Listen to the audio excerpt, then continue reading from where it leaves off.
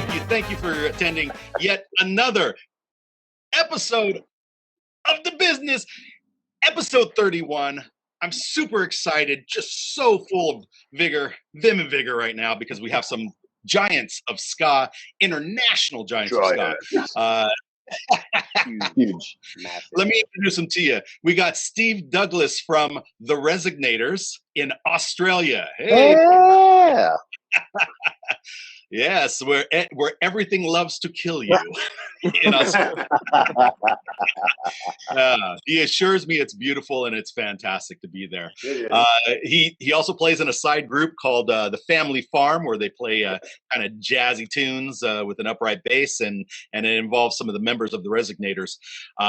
But we're super happy to have him, even though it's tomorrow. It's tomorrow. Yeah, it's not today. We're talking to the future. What's the future like? Woo, the future. And the world has not ended yet. All right. That's good to know. And next we have Jethro Jeremiah from Soul Ska.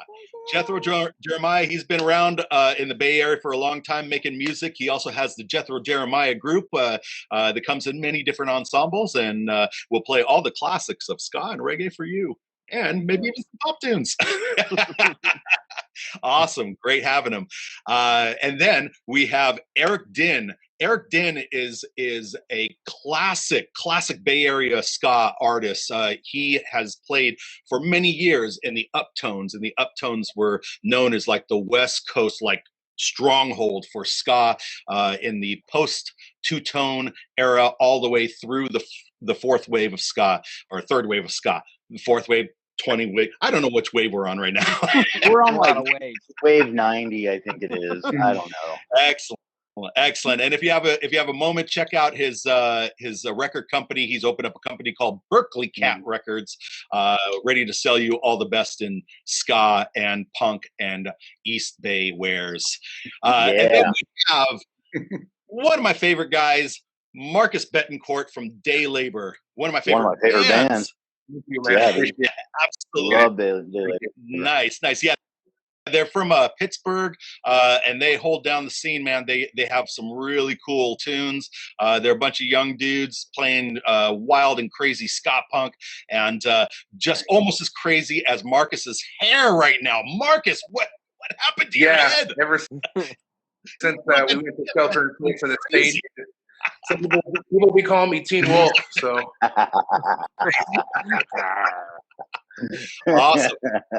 awesome. Well, this show is very simple. We only have a couple questions, and I'll ask the first one right now.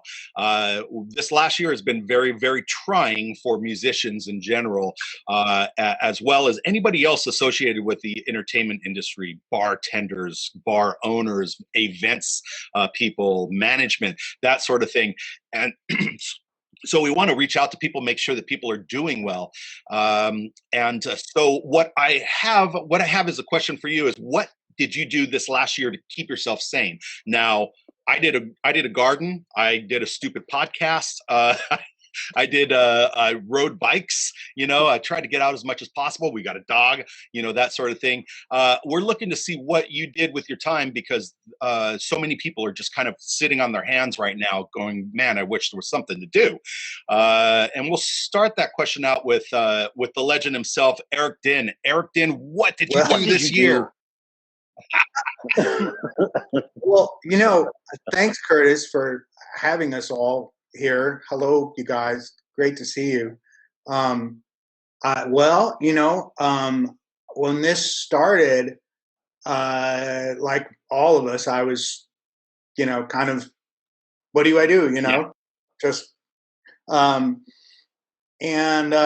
I've been making my own recordings since about 2015, and I sort of accelerated that process and started doing more on my own, and at the same time releasing some records. I like to use the word records, even though it's all digital. We might make some CDs, but that's not a priority for me. I just love to make and release songs, and I've been doing quite a bit of that, more than I thought I would. And at the same time, some of my Berkeley musical friends have, come to me and said, "Hey, will you put out my record?" And I'm like, I always explain to them, well, it's just me and my website. There's no staff. We don't have a promotion department or anything. They're like, it's cool. Let's do it. Okay. So I'm honored and thrilled to release music from some of these wonderful cats that I have known for all these years. And what bands were you releasing?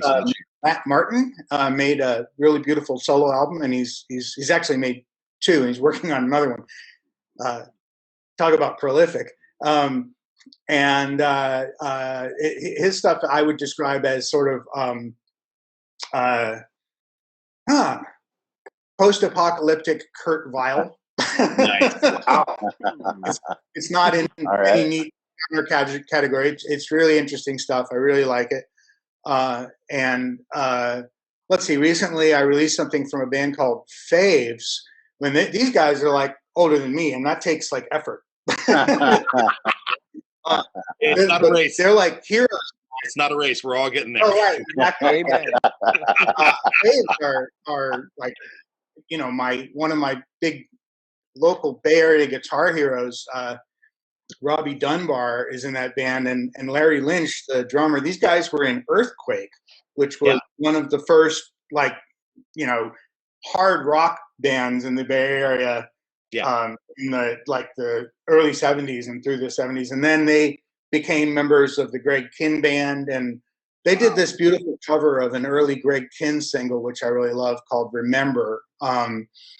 Nice. And they made a really nice tight pop arrangement of it, and the original version, which I also really love, was kind of a album rock hit and pretty long, and so Faves kind of distilled it down to a short, to the point pop song. Mm-hmm.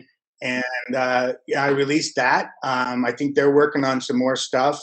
There's this wonderful band called the Recyclists. Is there a more Berkeley name?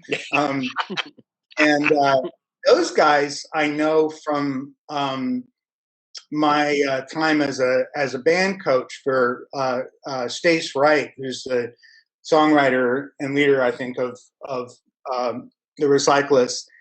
He's one of the guys that runs the BandWorks program, and I spent some time working for them as a band coach, and so that's how I knew him. And he approached me with this wonderful, like, homemade. I mean, it's like literally made in their living rooms.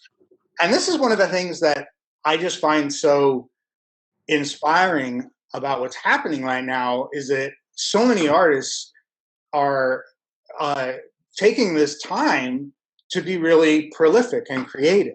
For sure. And and I think that's a victory in itself, Yeah. Let's see. I'll feel bad if I don't mention them all now. Who else is on there? Don't worry about it. We'll get about an hour. We got an hour. Right. You can look them up while someone else is talking, and we can. I will say this: talking about ska, I did release an Uptones record that was one of the, and this isn't the one that just came out. The one that I released is from 1986. This thing called Back, which is a 6-song EP that we made after our original singer Eric Rader had left the band, and we sort of retooled ourselves as a trio of vocalists, and that was sort of our sort of second incarnation, really.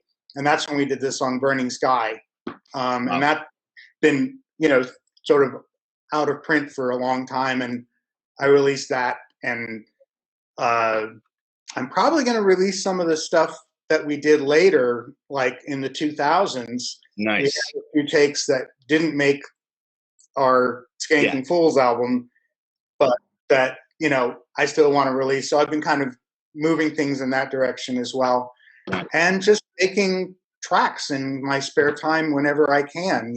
That's about it for me. I've decided to make a video of one of my tracks, which is a completely new experience for me. Never been much of a video guy. Yeah, but you came from the video generation, right? MTV. I think so. VHS. I was a What about record. Betamax? That's Anybody That's a still whole cut nother world. Laserdisc? Yeah, exactly. Mini disc. You go. Right? The wave of the future. Awesome. The wave of the past. Yeah. Well, that's cool. You know, we'll have to circle around and get back to some of those again in the discussion, and hear about some of the directions that music has taken you over the course of so many years of being of holding down the ska flag for the East. And yeah, that's awesome. Let's move on to Marcus. Yes. Marcus.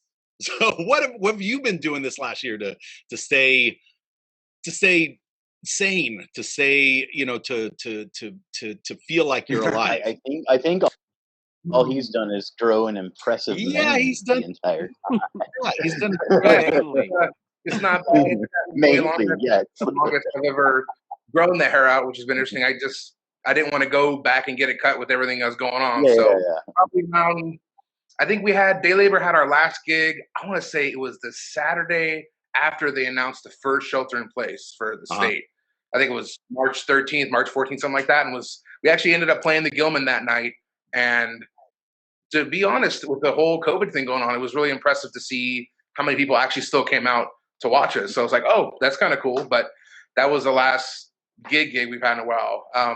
As Brian said, besides growing the hair out and whatnot, a couple exciting things have happened so far. The first couple months, I felt kind of like lost, like no gigs, you know. Day Labor started reworking on the second album that we had originally started just a couple years ago or so. Diego may have mentioned it on an earlier episode, but we finished all the horn parts up because we had just time on our hands, which is great. And I think now they're just doing all the final stuff right now. Awesome. So that's been really exciting. It's a very I don't want to say horn heavy second album, but it's kind of cool to see the trajectory from our first album to the second. So it's not one of those like, oh, their first album was great, but their second one really sucked. It's kind of like here's our first album, and then the second one's like, whoa, they really amped some stuff up. This is really nice. So it's kind of cool to see that. Besides that, got engaged. Awesome. Or the beginning of this year. That was cool. Congratulations. Yeah, thank you. Yeah, she's a great gal. Love her to death. She's really supportive and really great. Another thing is I started learning more home cooking, stuff like that. So I've become quite the home cook nerd when it comes to like, ooh, look at that pot, or look at that pot, or I want that, or stuff like that. It's been really weird because I told myself when I was younger I would never be that guy. It's like, is growing up getting happy about like, or like, you know, if look at the new chef's knife I've got. Exactly, yeah. I told myself 2 words for you. Les Crucettes. I got one for Christmas. Yeah. They're awesome. But besides, it's been really good, like home cooking, getting engaged, finishing up some Day Labor stuff. Trying to get back on the personal practice track has been a little tough, but I'm trying to push myself more in that direction now that I have time. So, but it's been fairly good so far. Yeah. Awesome. Yeah. Well, that's good to hear. And I know you moved down to Santa Cruz like right before it, so it's kind of a weird thing. Like, hey, I'm in a new town. I'm gonna get to know everybody, and then it's like, closed. Nope. Closed. Exactly. Yeah, I did it like right as it started getting more clear. So it was like during the summer. So I just packed up everything from the house, moved out, and then moved down here. But it's been great so far. Yeah, it's been wonderful. It's a great little place, great little community. Yeah, it's definitely a fun town. Jethro, what did you do? What did you do this year to keep yourself and your friends and your family and everyone that you know from going insane? Good. I smoked a lot of weed. That'll happen. We're good friends. Beyond that, I bumped into the idea of recycling or upcycling wooden crates and taking them apart and making garden beds and garden boxes and different variations of furniture or whatever. So I was messing with that. I was super excited. I was like, they're free. They're everywhere. Nobody wants these things. I have to just make them. So I did that for like 3 months and sold a few things and had some fun with it. And then and because also like someone else mentioned gardening, I was like, well, what am I gonna do? I got sun and time and I'm bored as hell. So so bought a lot of plants and tried to sow some crops and tomatoes and all the various stuff and had some fun with that. Just did a lot of planting and gardening and then found out that pots are the way to go. You want to have some nice pots, you know, you can't just have the plastic ones they come in. So, you know, it's just I was hunting around for those at garage sales and just keeping busy with that, and then made a nice low budget online with my good friend that I've known from back when I started the music scene in San Francisco. So got a little low budget album on Bandcamp with I don't know, 9 original tracks or something. So it's some ska and some reggae and just, you know, just some chill stuff, home sort of vibe. And it was cool. But beyond that, I'm kind of running out of things. I'm like, okay, it's year like 2 almost here. Right. I want to make a record, but I don't know if I got it in me right now. Oh man. So yeah, now I'm kind of scraping the bucket and seeing what else there is out Well, there. the beautiful keep busy. The beautiful thing is you still got time, man. You still got a little bit of time because this is gonna. I feel it's gonna go a little longer than expected. Everybody's like, it's gonna be all normal during the fall. I'm like, no, it's not. No, it's not. Yeah, and what's normal? Normal. We're gonna accelerate from wearing masks to like full bunny costumes. You know, the Tyvek. Oh no, body condoms. The residents. For sure.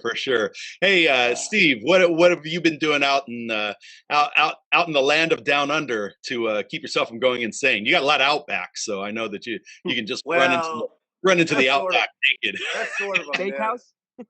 We all live on the green strip on the kind of around the side. So, I haven't seen any outback, but we were lucky. COVID did not get as rampant here, but of course everything's still shut down. We took the precautions and closed the borders and started wearing. We had people wearing masks here from the beginning. When COVID hit last January, February, a year ago now, we were on tour with Mustard Plug. Nice. Through Australia. Those guys barely made it on a plane out because we did a show in Sydney and then we traveled to Melbourne. This was all part of a big Ska Nation festival that our singer Francis does every year, or most every year. Not this year. And well, he did because it was in January last year. And the flight, after the flight we took out of Sydney was the first case of COVID in Australia. So we missed it by like an hour. And those guys just got out of the country and got back to Detroit. And that was a great way to start the year. And then, of course, the wind was just completely pulled out of our sails. There was no touring. There's been no shows. All venues in Australia have been closed until just last month. A few started opening. We've played 2 shows in a year when we normally do about 150, And one of our big things is being in Australia and being in this weird country here is we love to tour overseas, and that's off the cards. We had to cancel a Canadian tour with Creep Show. We had to cancel a European tour. A guy called back about a European tour, and I got all excited last week. And he said, "Now you realize this is 2022," and I was, So, but I was pretty good about it all. My partner Stacy is in the band with me, so even in isolation, I always had that sounding board for writing. We play music and write every night. We've gotten into that ritual. I have a recording set up here, which, we did our last 7-inch during that time, Bluebird Tattoo, backed with a great song called True Love, which is Bluebird Tattoo is an original that's about this weird movement in Australia. It was only in Australia, pretty much only in Melbourne, but it was rampant in the 70s, called the Sharpies. So it wasn't skinheads, it wasn't sharps, it was this own little thing where they all dressed exactly alike with flared pants and these knit jumpers they bought from one Italian tailor in Melbourne, and platform shoes, but they were way into their music. Yeah. And that was what drove it. And there was all these Aussie bands that were before my time here, but that I've listened to, Lobby Lloyd and Billy Thorpe, the Aztecs. Wow. It was kind of Tenants, right? Strange Tenants was one of them. Now that came a little bit later. That's okay.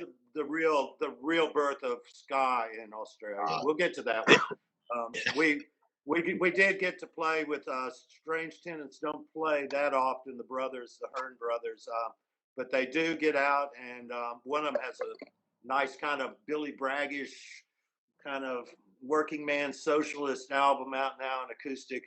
Nice. We did get to play with them at that Ska Nation. The last one we had a year ago. They came back out, and it was an awesome show. It was the Strange Tenants, Mustard Plug, the Melbourne Ska Orchestra, and a slimmed down unit. They can be like 24 people on stage. I think we had about 16 or something in this show. What I did to stay sane was I started a regimen, and I kept to that regimen all year. I study language every night. I've completed Duolingo's Chinese, Japanese, French, Spanish, and I'm about a third of the way through Russian. Wow. That's awesome. That is awesome. I do it every day for a half an hour, and I already had French and Spanish and Japanese.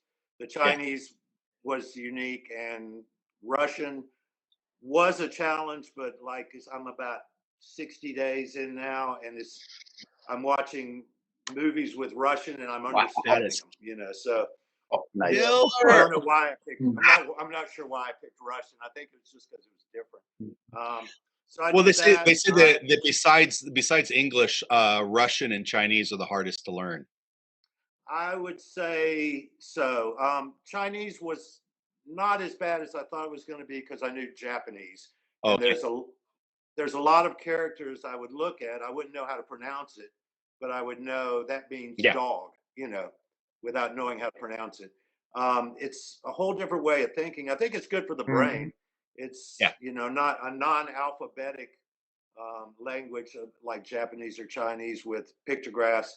I think it stimulates different areas of the brain, and I feel good about it. Nice. But I also started taking a bunch of online free courses on Coursera. So I did the Yale course in classical music, which filled a lot of gaps, and I absolutely learned a shitload about songwriting, about counterpoint, about tension and dynamics, and that was a good one. It was free, I did it every night until I finished it.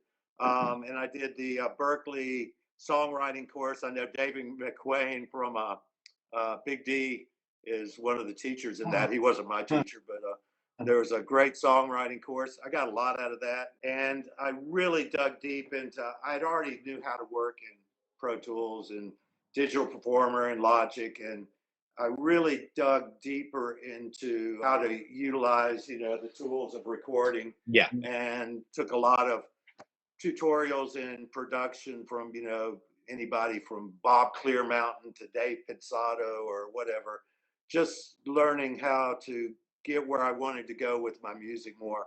And this was recorded right here. Nice. I brought in the musicians. As lockdowns would get lifted, Francis, our singer, drives a cab, so he's an essential worker. He can drive his cab anywhere. So I was able to get him here. My horn players are pretty regionally local, so I could get them. And of course, my wife, the keyboard player and sax player, is here every night. So we just chipped away at that, and And it was good to be able, if we can't get out and play, to put out something like Eric was saying, to produce and to get something out. The flip side of this one's cool. It's a song from, it's worth watching. It's a cult movie. You'd find it on a torrent somewhere called Dogs in Space. It was produced out of Melbourne. It was the 80s. It was pretty low budget, but pro. And Michael Hutchins from NXS played this rock star in this share house. They call them share houses in a suburb in Melbourne, which Melbourne has a great music scene. It's hurting right now, obviously. It's them kind of going through the day-to-day life of being in a band and living in a house with a bunch of crazy people. This song, True Love, was by a New Zealand band called the Scavengers, who moved to Australia and became the Marching Girls. Had a few of Birthday Party, Nick Cave kind of people in it. And it's kind of like a 50s punk song in a way. And I like to dig deep and find some unique covers that are archetypal for Australian music and put a ska twist on it. It's interesting that we have you on the show with your song about dogs, and then we've got Eric's record label about cats. It's raining cats. Maybe we should cats and dogs. It's raining cats and dogs. Raining cats and dogs. And like Mark said, I cook a lot. So, my ritual is we didn't have to close. We have a business, Stacy and I, selling vapes, which pays for our music, didn't have to shut down our business. It may have dropped off a little bit, but it still gets us by. So we work, we come home, we cook, we play music, we study, and then we watch something on Netflix and start it all over again. Nice. It's been Dude, that is so. I have to say that's so inspiring because we've been doing the show for a while now. It's episode 31. And we have so many people that come on the show that say, "Oh yeah, I did all these great things," and then some people say, "I didn't do anything. I just sat there and stared at the walls and contemplated why I was even alive." And to hear someone that has taken to this running, instead of contemplating about walking, they just dove right into it, is really inspirational. Well, it kind of put a panic in, the first week, where you go, we could either let this implode on ourselves or we can fucking blow it up. It was a conscious effort. There's no doubt. It also comes with, I'm no spring chicken. I see a few young ones in here, but I'm no spring chicken, and I don't want to waste any time. I wasted enough of that in the 90s or the 80s. Well, why you? Another cool thing, you were talking about the 80s, Eric. Another cool thing that happened this year that I didn't have to lift a finger for was one of my bands from the 1980s, 84. I don't know if you guys know, but I was in a band called Guar. Wait. Guar. You guys didn't know that. Okay. You said Guar. Hey, with a G? Guar with a G? Was he an actual... Wait, he's gonna pull it out.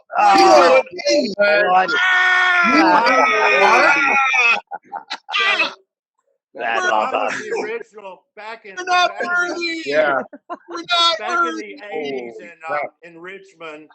I played in like 9 bands at the same time, but we had a band, the lead singer for Guar, who passed away, Dave Brocky, my best mate ever, greatest loss for me ever of any, other than my mother, of any single person dying. We had this little hardcore band. It was a 3-piece called Death Piggy.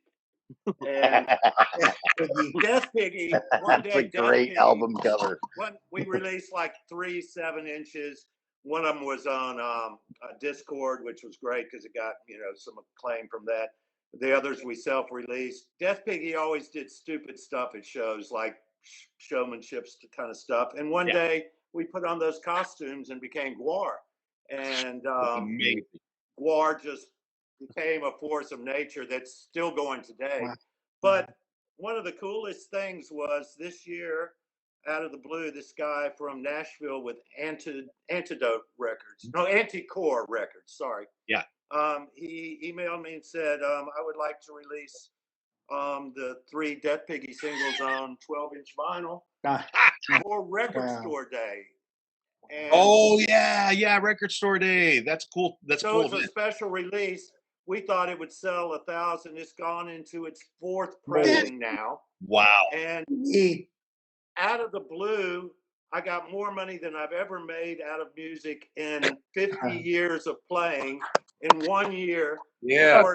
For 3 7-inches that I released in 1984. That's awesome.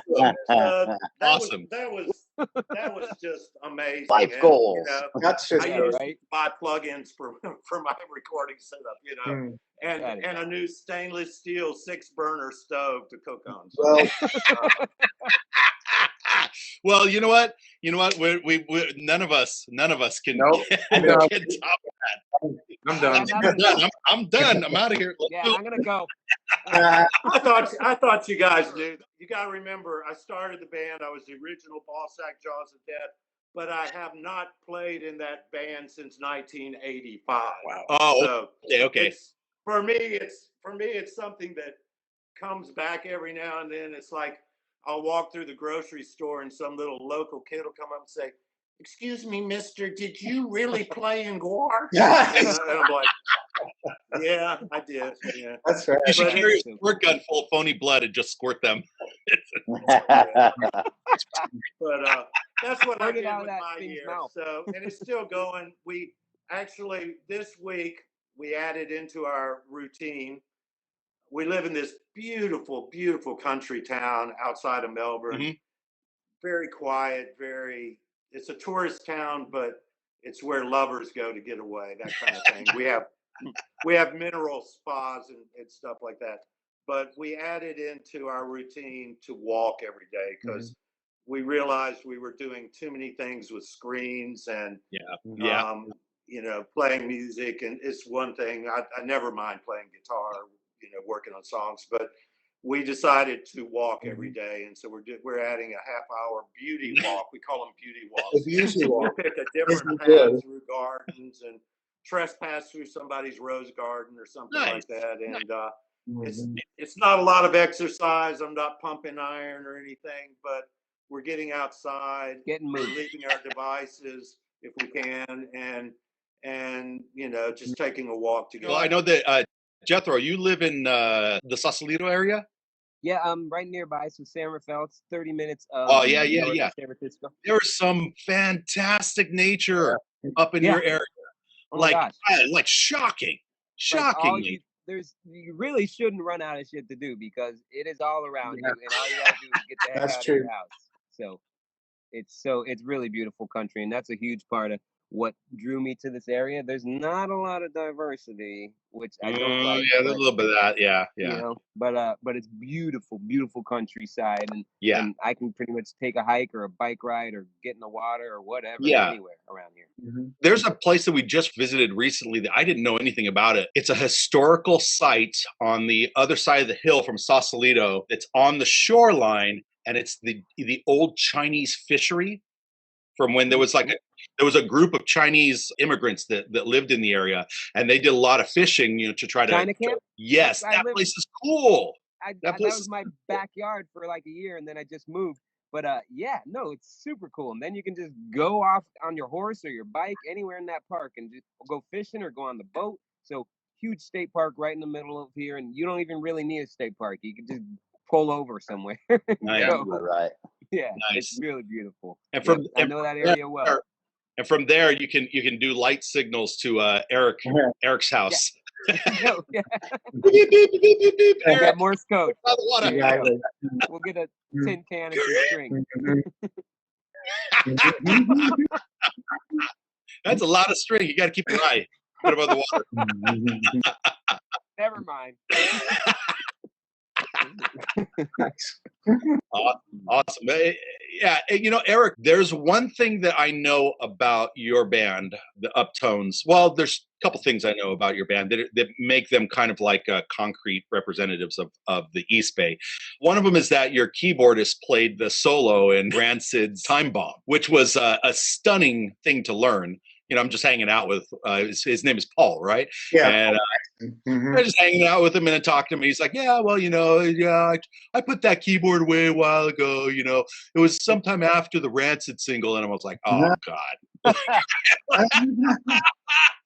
Like only the biggest single ever to come out, so. And the other thing was that you guys, you've kind of been a band and then separated for a while and come back and separated and come back. But right at the end of your first real drive as a band, I remember there was a huge concert at the Greek Auditorium in Berkeley, and it was Bad Manners. I think there was it Let's Go Bowling too? I mean, it was there, and there was a version of the Special Beat, which was like an amalgamation of the Beat and the Specials, and that was an amazing show. Yeah. I just remember I was in high school at the time. I was just getting out of my long hair Iron Maiden heavy metal phase, and I was giving a spin to the English Beat and to Madness and stuff, and I heard about that show and I so wanted to go, but none of my friends were like, go see ska, that's totally lame. and hey, they're not wrong. To this day, I rue that day to this day. But how was that experience? That was great. It was one of the last our lineups didn't tend to last very long, and so when I say it was the last of our first lineup, it was the last of our second or third lineup, but that was the majority of our original members. And after we did the show that they made our Gilman live CD out of, it was like about 6 months after that. And I think that was the reason we were able to do it, because we had already gotten back together to do that. And so it didn't take much to sort of dust everything off and do basically the same set again, a slightly shorter version of it. And that was wild. It was the Greek Theater in Berkeley, outdoor venue. It was a beautiful day. It was really great. And it was really the last hurrah for that whole period of the Uptones. We didn't play an Uptones show again after that until 2002. Yeah. We got the group back together in a different capacity with a different drummer and kind of rebooted it and ended up having a whole nother kind of run. But actually, if you don't mind, I'm going to take this segue because as long as we are having show and tell, this thing just came out. It's a full album, which even though it's a CD, I think of it as two sides. The first side, if it was an LP, is the original lineup of the band. Oh, wow. With what was the original version of Get Out of My Way. And it never came out on any format. It was carted up by radio stations in the Bay Area, and it helped launch the band. And then later Rancid covered it, and we re-recorded it later. But the original version, as this is often true with original versions, is my favorite version. And it's been sitting collecting dust for decades. So we put out this thing called Get Out of My Way, the early recordings on Liberation Hall Records, just because the stars sort of lined up. I mean, when you asked me what we did this year, I probably should have started with that, because coordinating with these guys, some of whom I haven't seen in like literally decades, reconnecting with the original lineup of the band and discussing this, making sure everyone was cool with doing this. And you mentioned Paul Jackson and I sort of curated it and put it together. And this high school friend of ours, Peter Montgomery, created the package, and Sarah Kane, who was also there at the very beginning, wrote these lovely liner notes from a fan and friend perspective. And it sort of fills in a missing piece that was just never there. So the first half is the original lineup. The second half is the KUSA EP, which was at the time called our debut recording, because it was the first one that was officially released. And it's cool, and it is what it is, but it is not the original band, right? It was like the debut never actually came out in a way. So so those are the side one and side two of this thing. finally released for posterity. So it's good. We did a recent flush ourselves. We did a back in 2008ish, maybe earlier. We did a 2-week stint at a friend's studio where we lived in the studio. And we said, we're going to record everything that we have, every idea that we have. And at the time, we only had like, I don't know, 22 songs or something like that we had recorded. And so we did all these songs, and some of them were like a little weird, a little frayed on the edges. And some of them were like, bam, this is a good song. And then some of them were like really good tracks, but they didn't fit well with the other tracks. So we whittled it down to 10 songs. And then the next 3 or so consecutive albums, we just peppered them with tunes from this experience. And we said, to the studio, okay, now that we have these modern songs worked out, let's see if we can get them close to these versions of songs that we did in the other studio, so that it all sounds natural, right, with each other. And it worked out amazingly well. I think the last couple of albums have like a real energy to them and a vibe, even though some of those songs are like, man, they're like 12, 15 years old. But you know what? They just right in there. It was just a little bit of mayo, and then slap the bread on. That's so cool. Wow. Huh. Yeah, for sure. So yeah, I know a lot about that feeling of like old friends in the cupboard just waiting to see the light of day. Yeah, I mean, I think especially when you're a new band, a young band, things tend to change really fast. And in our case, it was like by the time we actually had a little indie deal with 415 Records, and that, by the way, is how this came about for us, was the 415 did a series of re-releases of their indie stuff from the late 70s and early 80s. And they said, hey, we want to release KUSA, but it was an EP. It wasn't long enough for a whole album. Do you have some other stuff that we could add? And that was like, okay, this is the opportunity to put out there's like 6 songs from Hyde Street Studios. And I've done stuff. When we did that stuff, we just had beginner's luck. We went into the studio not really knowing at all what we were doing, other than that kind of knew how to play our songs, and this first John Altman and then Gary Kryman, these 2 wonderful engineers, sort of showed us the ropes of multi-track recording and how you go about capturing what we were at the time, a 9-piece band. And Eric Rader, our original lead singer, was just a natural. He knew what to do, and we all, I could kind of say that we all sort of, it was a little more than beginner's luck. It was like we had this creative momentum, and we were really excited about doing it, and we just didn't look back. Like all the stuff that maybe happens later to bands certainly happened to us, which is where you get a little popular, and it's like, oh, now we have to be professional or start having more grandiose goals. None of that was present. You know what I mean? It was just like, all right, let's do this. All right, boom. And so not to go too far into the weeds, but for me, it's been many years that I realized that it was a terrible mistake not to release that stuff when it was new. And I mean, sometimes it doesn't want to be released. Sometimes, and I have to forgive myself and the whole group, because there was no way that it could be. We didn't know how. There wasn't like put shit on the camp. You know what I mean?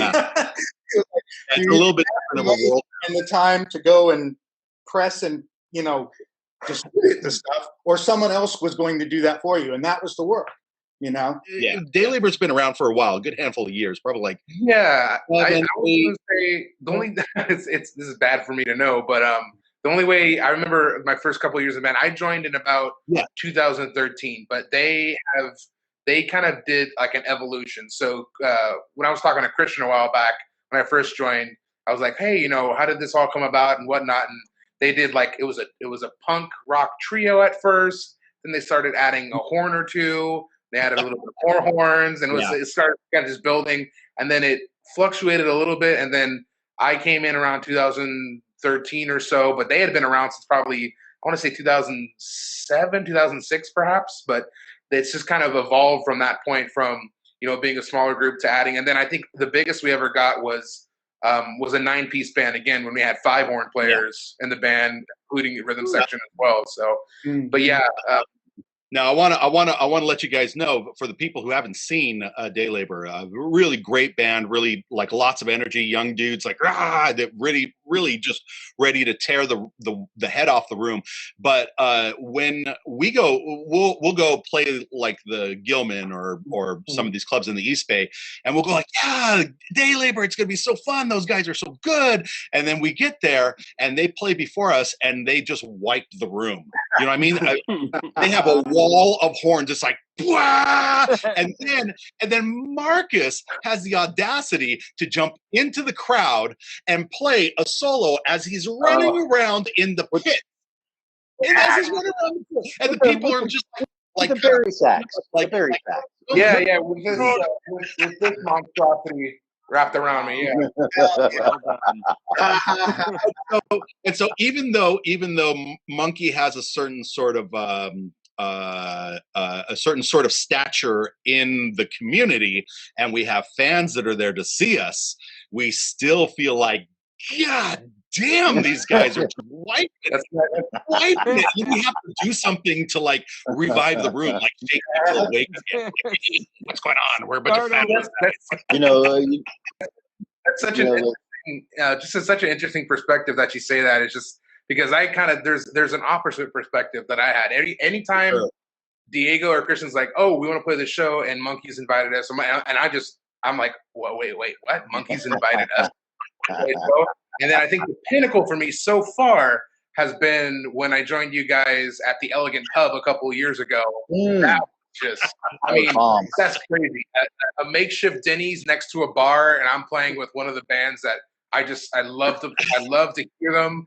And they're like, hey, why don't you come up and play a couple tunes with us? And then being at the rehearsal spaces as well with you guys and playing with you and going through the tunes, dude, that was like a little kid, like fulfilling a huge dream ever since I saw you guys play. So nice. Well, that's cool. I like. Well, you know, thank you for the for the love. But I want one thing I like to do with this show is I like to get fucking giant performers, historical representatives of the sound, and put them together on the same screen with people that are just learning or just kind of experiencing the thing in a fresh way, and say, look, these stories are the same. These stories are the same. Yeah. You know, right. You know, right now, on at least on my screen, Facebook kind of scrambles it all when it's all said and done. But you're right next to Eric on my screen, and I'm seeing Eric say, "Yeah, man, we had these recordings, and then we didn't know what to do with them, and then so and so left the band, and and then I'm looking at Marcus, going like, yep, Marcus probably is experiencing that right now." Right now. You said an interesting thing, Curtis. I don't know if this is common with your experience, Marcus, but when someone leaves the band, then you're sort of naturally forced to reinvent the band. And I think in our case anyway, it was sort of like, okay, now these recordings are no longer relevant, you know, because we're doing now. and that's, I think, just natural, especially if you're young. But I mean, it's now it's like I have a totally different perspective on it myself now, where I'm like, you know, sitting here in COVIDville, digging through tapes and hard drives of things. What else do I have in here? You know. It's funny that you mentioned that. There's a lot of I think a couple years ago we had a Google Drive that Terrence, our vocalist, put up, and he just started compiling old stuff from when I first joined, stuff before when I joined. I didn't touch much of it, and I think Diego was working on something, and I feel it, for those of you, you know, Curtis and Brian, you'll know right off the bat, it's kind of the way they wrote the song, it's kind of a continuation of Bandito in a way. It's not, or like a prequel in a way, but it was just written with a very bare bones structure. But it's always really interesting to go back to those old recordings and go, boy, we never touched this stuff. Or it's really fun for me as well to go back to the old recordings in the Dropbox and look at them and go, oh, this is how this horn line sounded before we actually recorded it and made it down. And I was like, wow, look at the evolution from this to what we are laying down on an actual track. And it's like, this is crazy. From this point to that point next, it's like, this is insane. But yeah, it's been wild just going through the old Dropbox and looking through stuff. I have a hard time listening to old stuff that I'm on because it just sounds like shit. I agree with that. I'm just like, did I really sound like that on my horn back then? Jesus Christ, what were they thinking of having me on? You know? Exactly. I still there's a general like saucy moment where the ingredients boil down to a roux. So you got exactly. Well, this next album that we have coming up, I took myself out of my comfort zone. Definitely, I had been working on my doubles instruments. It's like flute and clarinet, and there's one song and one track we have there that. I've never played clarinet live with the band, anything like that. But there's one track that it has a second line brass band, like NOLA traditional band. Pulled that clarinet out. Huh? Exactly. So I was like, all right, I'm going to get the old licorice stick out and see how bad I sound. So here I am honking away, practicing, sounding like absolute shit. I'm like, I better get my act together because I have to record in a couple days. So here am I going through stuff. And then I think that was the last instrument that was laid down for the song's called Calculator, but I think that's the last part. It has that second line breakdown in the middle. But during the like joint solo part, you'll hear clarinet kind of floating through it. And I'm like, that came out actually a lot better than I thought it was, because I thought I sounded like this absolute horseshit. And I was like, oh my God. Well, now that you mentioned clarinet, we're going to start writing second line, and we're going to have you over the hill.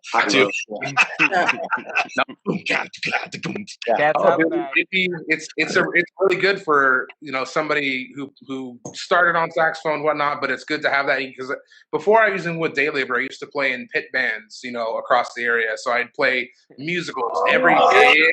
Exactly. Yeah. Yeah, I got mine.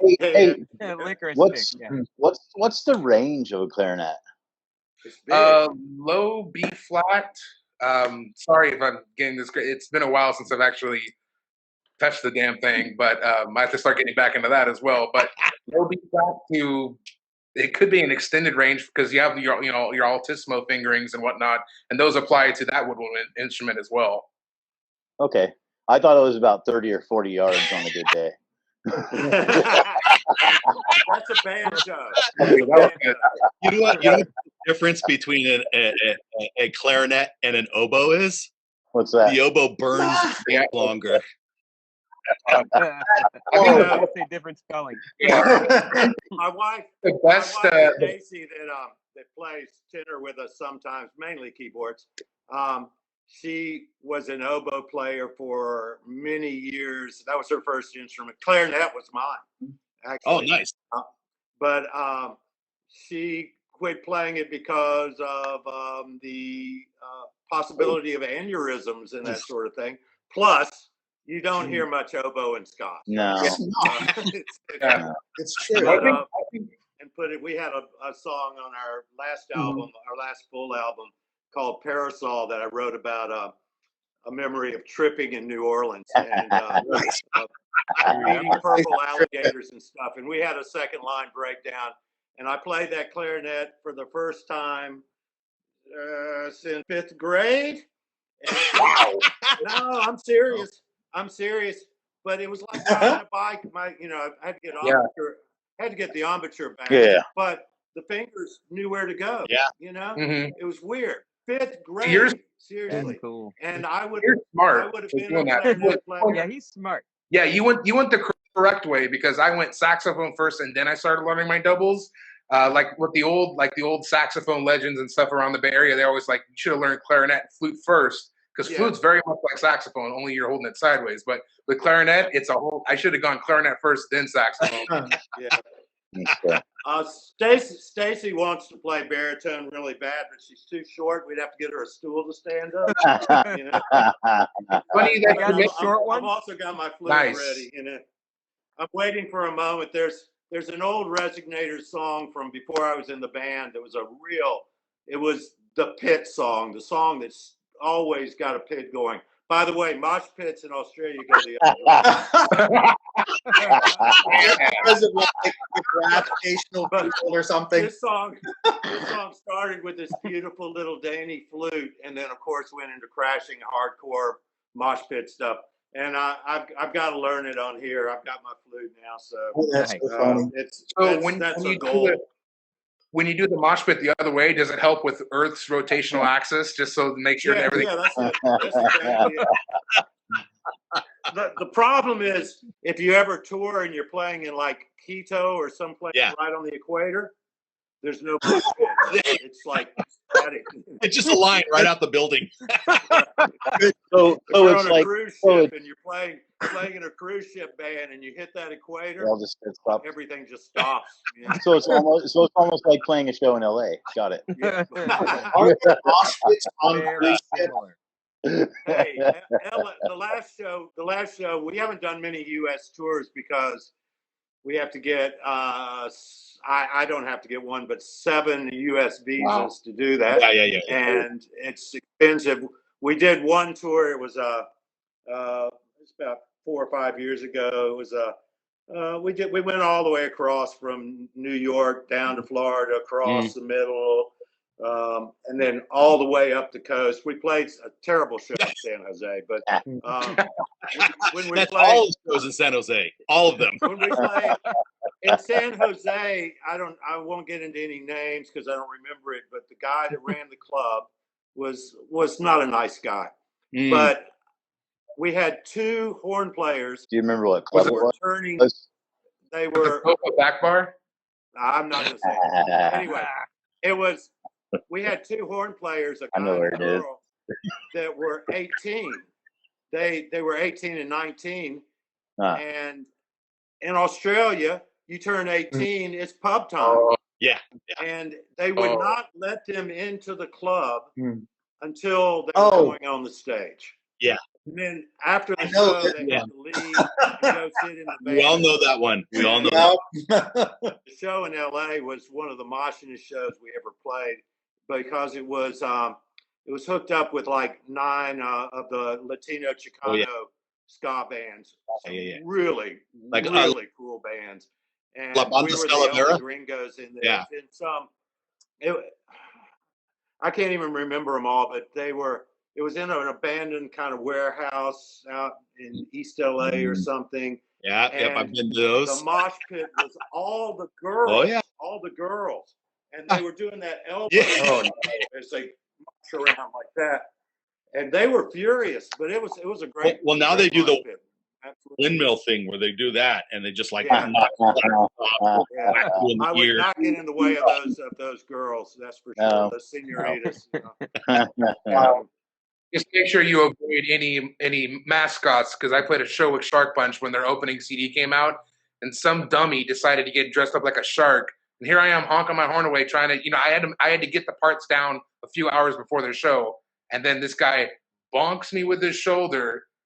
The mouthpiece goes right down the flag. I was just like, choking for a second. And I was like, come to find out, it's one of the little brothers of the members. I was like, you're lucky he's your little brother, because I would have knocked the shit out of that guy. John Roy, one of our fans and friends, absolute amazing horn player, is in the feed right now. He had an incident like that where a friend of the band's girlfriend was dancing and she was drunk and she knocked into the microphone, and the microphone dented his saxophone and fucked his face up and everything. And he talked to her after it. She was not willing to pay for anything. Right. And so we tried to take her to court and it all fucking went bad. It went south. It caused a bunch of like unrest in their community because people were like, fucking pay. And then she doesn't have to fucking pay and that sort of thing. So he got back at her by writing a song called You Broke My Saxophone. It only happened once to me. Somebody actually, I think it was only at one gig. I think it may have been the Elegant Pub gig. Somebody apologized because they barely knocked in me. I didn't feel anything. They're like, "Oh my God, are you okay?" I'm like, "Yeah, I'm fine. What's up?" She goes, "I hit your horn when you were playing." I'm like, "Oh, it's all good. It's been one, and then that's it." Yeah. I still have a scar right here, but when I was in like early in high school, me and this trombone player and the basketball band just had kind of a fuck you thing going on between the two of us. And I'm sitting there playing like during the basketball game, and this dude just stops playing and turns around and goes smack right on my bell, like while I got my mouth unacceptable. Completely cut through my lip, and just like yeah, like god. I remember the great trumpet player Al Hurt couldn't play for a long time because somebody threw a brick on a Mardi Gras parade, and it went into his face. And then, of course, some complete asshole I was so ashamed of my hometown in Richmond when Toots was on stage and the guy threw the bottle. The beer bottle, he didn't play for years. 2 or 3 years. He didn't play for years after that. He did come back. But, did you hear what he said about that guy? What Toots said about that guy? Toots said they said, "Do you want to press charges?" And he said, "I know what happens to guys like that in jail. I don't want that to happen to anyone." Wow. That is heavy. That is heavy when you can get almost killed by a flying object and take the higher road. That's not going to happen. That was just it's a shame because it's a great festival and it was one trumpet. So, for sure. So, sure. Time for horn insurance. John Roy says about the saxophone, he wrote a song about it, and apparently the boyfriend left a threatening voicemail, so he saved it for the album. Nice.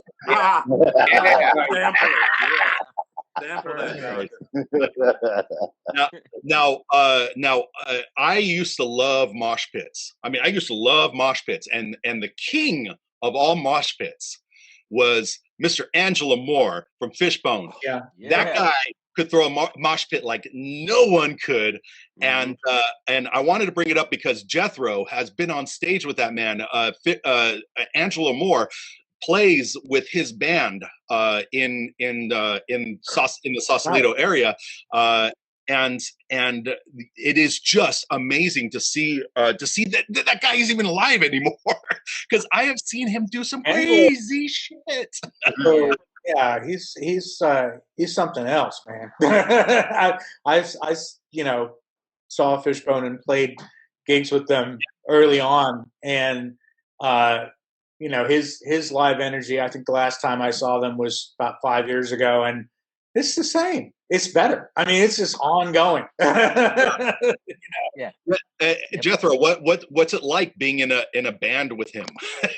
Man, it's amazing. He's down to do it whenever our schedules work out, and he'll come fly down and be in a couple shows with us, and now we're kind of all like friends, and I'm like, how the hell did this happen? But he's super down to earth. He's a lot of fun on stage, and we even got him to sit in on a song on our latest single called Master Smash 'Em. Nice. So you guys should check it out. It's on Spotify or iTunes. Yeah, but it's a blast. I'm like, this, I could stop right now. It's pretty good. This is pretty cool. So, it's awesome. He's a great guy and so much talent. Like, there's so much that he could bring to the table. Sure. So it's an honor. For sure. He is easily one of my favorite performers to watch. Yeah. Easily. Hands down. Yeah. I rewatched the documentary about them recently. The Everyday Sunshine. There's a new cut. Yeah, I think there's a new more extra. It's really fascinating. I mean, being friends and complete fanboy. You know what I mean? What was hard for me to see is while I was watching that movie, I went to go see the San Francisco premiere, right? So Norwood and Angela were there. They did a little mini set. He had like a little bass, and then he just sang and played saxophone along with them. And so I watched the movie, and I realized, fuck, I've been at like 40% of all the concert footage that they have. Wow. I've just been to so many fucking shows over the year, right? And then watch the movie. Who here has seen the movie? I don't want to blow it for anybody. I have not. Oh, I have not yet. It's cool though. You can talk about So it. what is it? It's called Everyday Sunshine. The story of Fishman. Okay. Yeah. I'll find it. So I won't blow it, but everyone knows that it goes to their history, and then it goes to this one concert where this one person comes out and like plays with them, and it's a big thing for them. It's like a big life-changing moment for them and a moment of redemption. And before that concert, they're walking down a spiral staircase, and I look at the guy that's in front of the camera, and I'm like, I know that guy, right? Because he's a promoter in our area. And then I go, I know that staircase. And then I go, I was walking behind the cameraman. Wow. And then it hits me that pivotal moment, I was in the room because we opened for them. That's awesome. And I'm like, ah! And in the film, it hurts me that I'm not in the film, but I feel so much joy and so much enjoyment from having been part of the pivotal moment of their career in some tiny way. I'm just the guy playing in the opening band, but I was there, and it just made me feel cool. Of course, yeah. Well, you guys really make me look forward to seeing shows again. I know. Yeah. Oh my God. I cannot tell you. I can't wait till shows happen again. I every day I'm texting the guys on the train like, "Hey man, I miss you guys. Hope you guys are doing good, but I want to play again." Are there any shows in California at all now? No. No. They just allowed like outdoor acoustic Yeah. stuff. Minimal. Yeah. Yeah. To start.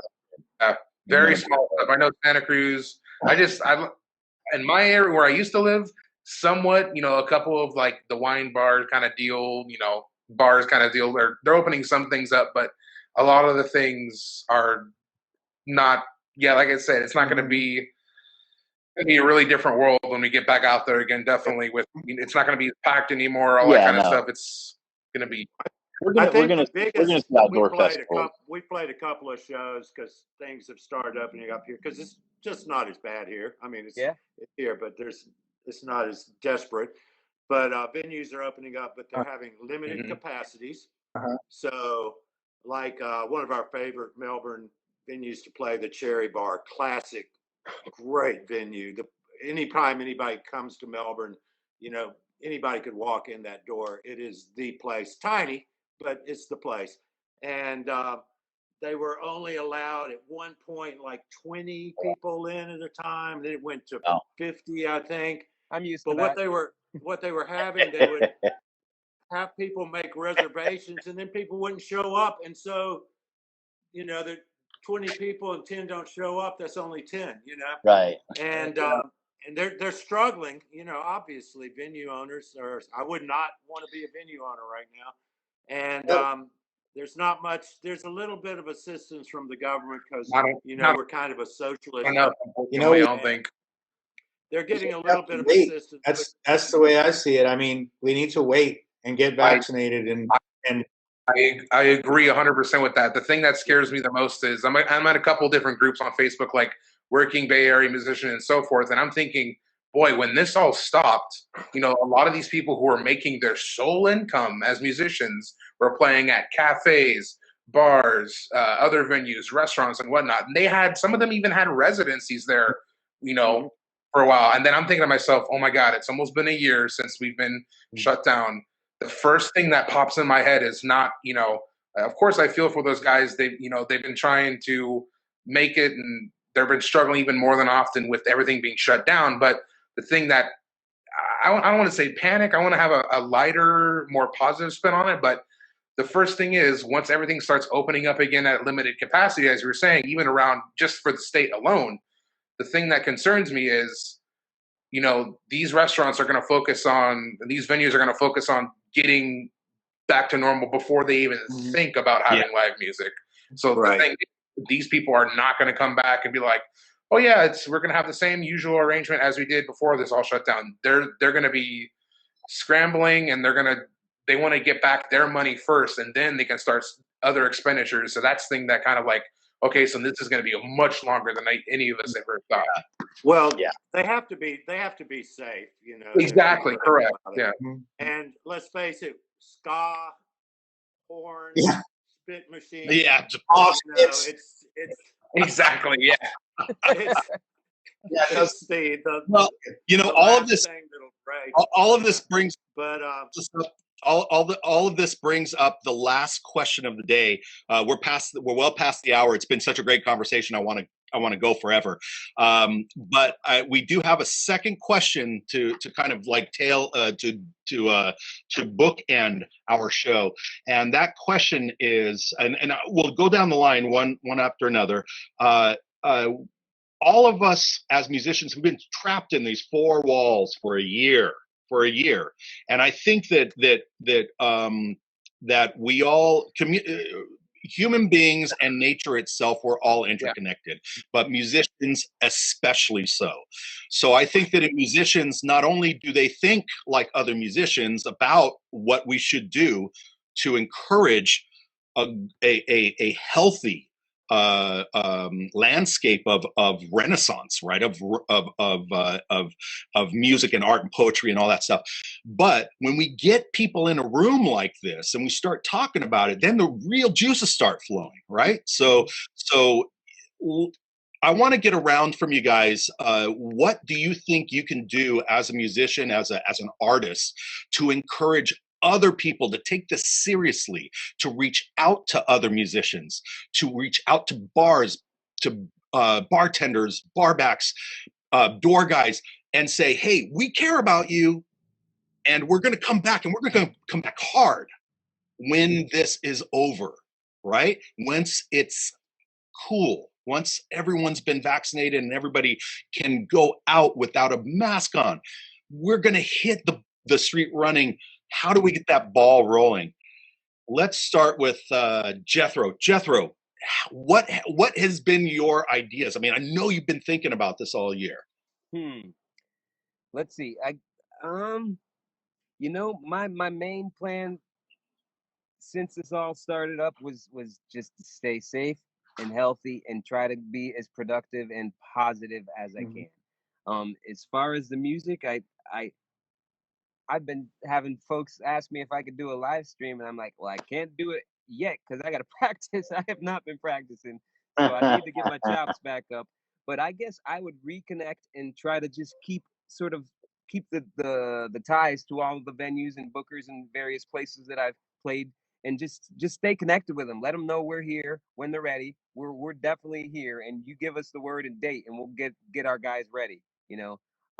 But I would just kind of keep the communication with all the folks that we've been in touch with to play all the venues to play at, and just let them know we got their backs, and when things are safe and good to go, we are too, because we're not quitting just because this crap is happening. We're here ready and waiting. To win it. To win it. Yeah, exactly. Oh yeah. Right. Steve, what do you think? What do you think you can do? What kind of a positive influence you can be on other artists and other people in the industry that are suffering right now? Well, I guess in the meantime, we do like what we're doing right now. We use all our virtual channels to do it. You know, the first show we got to play after the lockdown was something that the Slackers organized at Slacktoberfest. That was awesome. That was awesome. We were in semi-lockdown, but we were able to legally get into a studio and record a live set. And one thing I've been trying to do is, I'm not hurting for money right now. My business went on as usual. So I've been trying to, every chance I get, support, like, hired a guy to do the video and, paid him for that.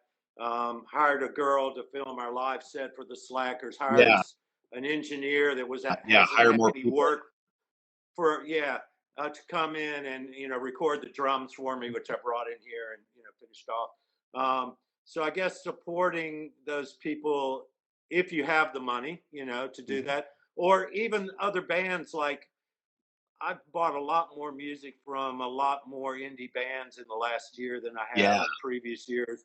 Agrilike's box set came out. I'm there, you know. John Cleary, the great keyboard player down in New Orleans, does a quarantini hour with a PayPal tip jar. I'm there, you know. Nice. He's showing me this cool, you know, great New Orleans stuff, and you can chat and say, hey, how about showing how you do that? He shows you how to do that.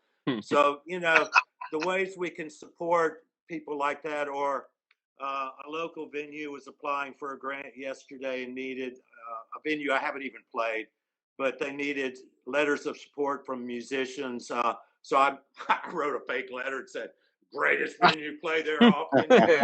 Give them some money, you know. Yeah, good man.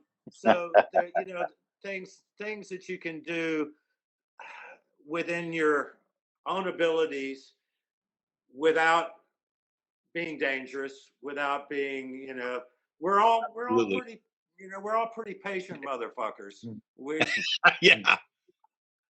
you know, we utilize that time like we have been with Eric and everybody working in Marcus working on new music. So when the gates do open, we will have the material there for them. In fact, we'll probably all have a lot more better material than we would have normally. Yeah, a lot of inspiration. So there'll be a huge renaissance. You know, Jeremiah, you get to practicing because you can't let those chops down. Seriously, I mean, that's what I need to hear. I don't go a day without picking up an instrument or working on something, and that means that when it is allowed, it might be for us. It might be 2022 before we can leave and tour overseas. But when that happens, I have a cigar box back in my room that I always put tour money, you know, to support myself on touring too. I've got enough to go on a tour. I mean, I could go. Forget those hostels, you know, and stuff like that. I've got enough to stay in hotels, you know. I'll fly Qantas business class. You know? As a side note, Steve, we've started doing this thing with bands in other territories when we don't want to tour all the way out to like Texas or to the East Coast. What we'll do is we'll say, hey, do you want to host our band, right?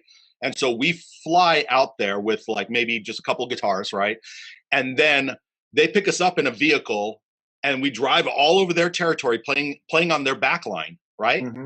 And then they do the same thing in our territory. We bring them over and they fly over. We drive them around. We support the backline.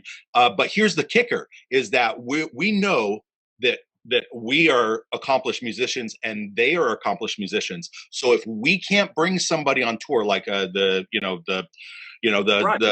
third saxophonist broke his fucking tailbone. Well, you know what? You could stay at home and we're going to go out there, and we've sent charts out there, and that dude already knows. So what we'll do is we'll fly in like and this is for like the Resignators. If you wanted to come out and you're like, okay, I've got the singer, the guitarist, and me, and we're gonna come to the Bay Area, do 2 practices. Boom, we hit the road, bam, bam, bam, bam, and Monkey will be your backline. We're I think that's a great concept, and ska bands in general are more suited for that kind of thing anyway. We kind of all know we have our different styles of ska and that sort of thing, but it always has an underlying, homogenous nature to it, and also a higher level of musicianship in most cases. Like your standard. I don't think we ever, we host with the Ska Nation that Francis does, and with tours, we have hosted just about everybody that's come to Australia and toured Bad Manners, the English Beat, Los Kung Fu Monkeys twice, Mustard Plug. And when we do that, oftentimes, like the Los Kung Fu Monkeys came, 2 of our horn players, sat in with them and learned their songs and had the greatest time. And I think that's something that in the ska genre we are more adaptable and suitable to do that sort of thing. Yeah, for sure. So that's a great thing. We still can't get flights out. I would be there tomorrow. You know, I would say, I'll hold you to that. I'll hold you to the that. monkey back line, and I would be on my way. Nice. Yeah. Nice. But, hey, Marcus. I don't think we get any flights out until after the earliest is going to be July of this year. We're here. Australians overseas. Hit you up. We're gonna hit you up. We're gonna hit you up. We're gonna have a speed dial. We'll be like, beep, beep, beep, beep. I'm there. I tell you what's cool about flying from Melbourne to LA or San Francisco is you get there before you leave. So I will get on a plane in Melbourne at 10 o'clock in the morning, and I'll arrive there at like 8 o'clock in the morning. The same day. That's amazing. You got younger before you leave. Yeah. It's like that scene in Superman 2 where he goes around the earth the wrong way and reverses time. It's real. Lois is alive. The mouse pit. There you go. This is the longest I've been not returned to America as an American. The longest I've not returned to America has been, my mom passed away 2 years ago, and I came to her funeral. And that was the last time I was there. I have kids there. My dad's still alive. And it's pretty frustrating not to be able to get on a plane and go where you want to go. Yeah. But at the same time, I kind of don't want to come see you guys because you're COVID ridden. You know? Yeah. Yeah, we gotta get the anti-vaxxers and the conspiracy nuts to comply. It's a show zone here. The people protesting, blocking people from getting the vaccine in LA, I guess it was. It's if you want to be an idiot and be an anti-vaxxer, anti-masker, and die, by all means. Yeah, but don't come around people that are normal people.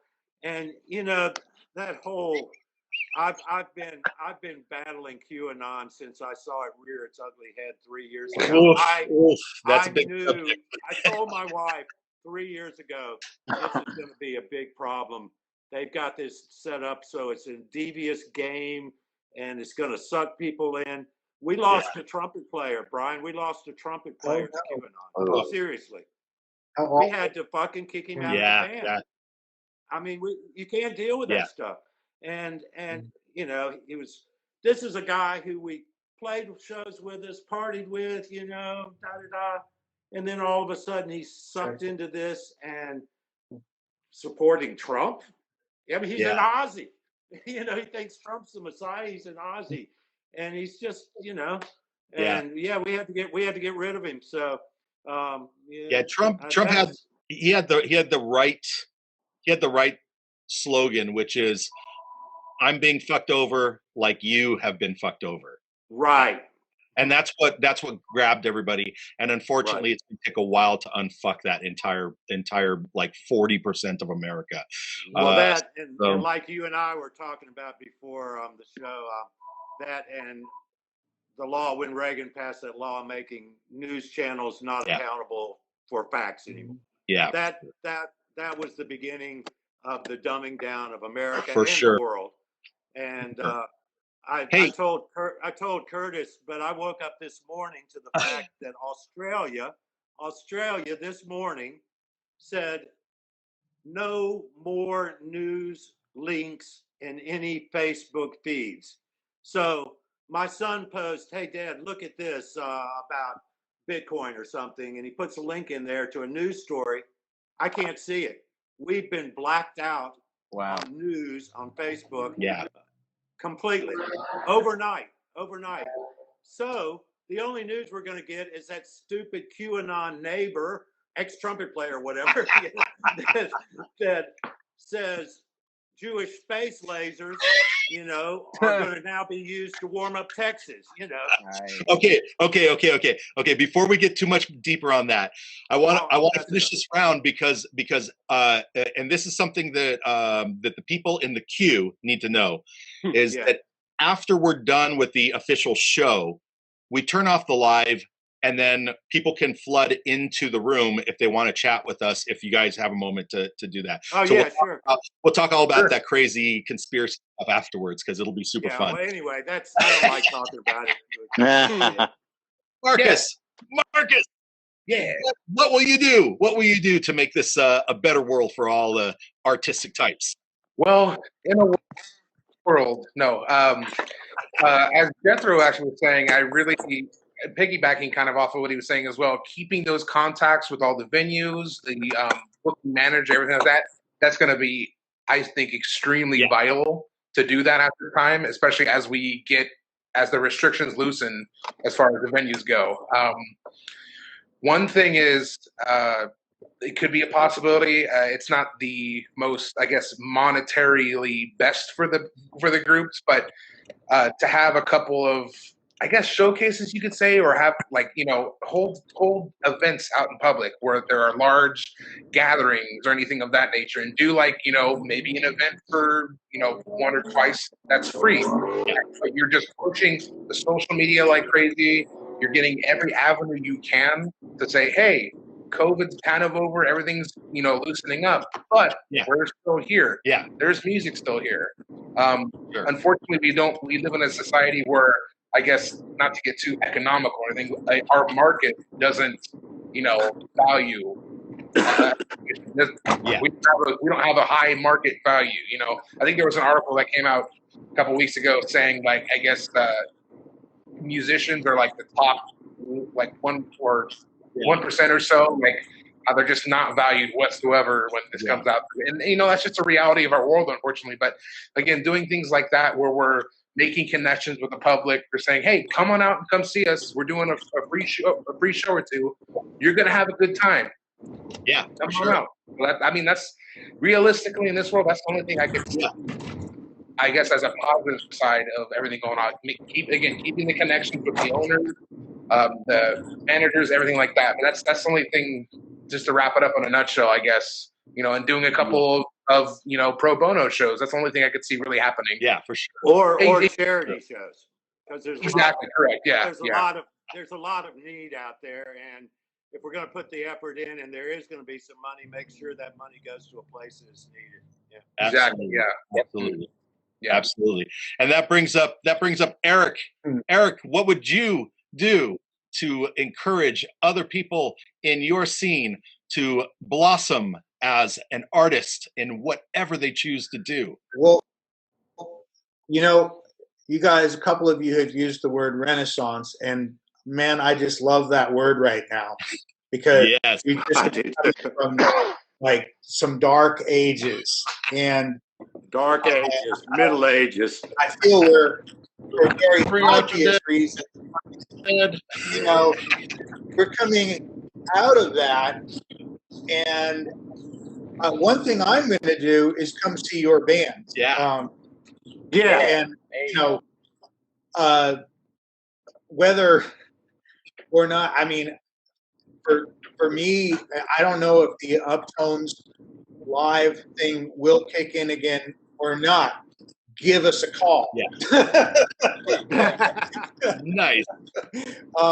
But for myself, I'm going to keep doing what I've been doing that I mentioned. And, I want to just mention one of the guys, Russ Ellis, at the very young age of 85, is releasing his first album this year. This is an old friend of mine who is the father of Dave and Zoe Ellis, and he's been a hugely inspirational cat. And a big part of why I started Berkeley Cat Records was that he was the first person to say, hey, I want to put my album out on. And I'm like, you're making an album? This guy's had a long and storied career, fantastic life. He's an athlete. He's done all sorts of things. Incredible guy. And he started writing songs just like a little more than a year ago. And so his kids and myself and a lot of our community of friends,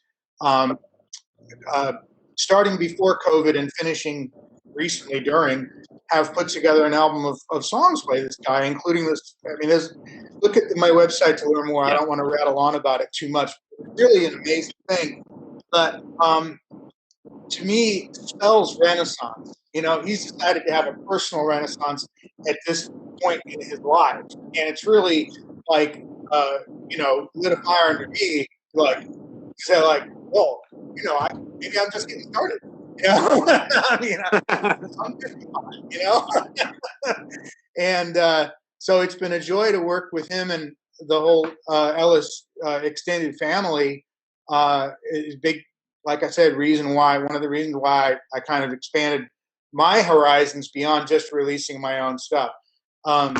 You know, so I've kind of been moving more into an area where I really like sharing and promoting. I mean, I've always done this anyway. Anyone knows me knows this. I you know, I'm kind of like a pollinator, you know. Hey, you should they need a guitar player. You know, I've always kind of been in the mix that way, and I love doing that. I'm just going to be doing it more.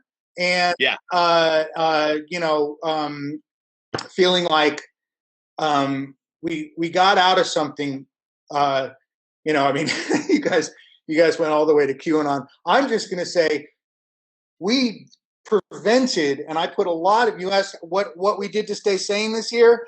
Yeah. I put energy and thought and some money, and I'm not a rich man, into making sure there was no second term of that thing. Yes. Yes. Oh, yes. Resist. Named is gone. Yes. So let's happen. Yes. Yes. Yes. Get the blockage out of the way. Well, you know what? It's been a fucking joy to have you guys on the show.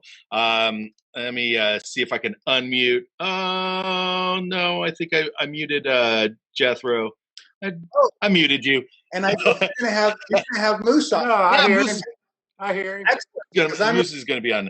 Releasing a single from the Uptones that he wrote and sang lead on, probably before you guys talk. So there you go.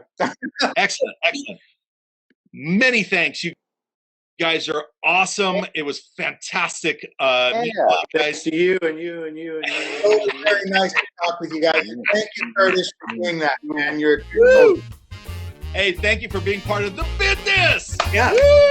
Great.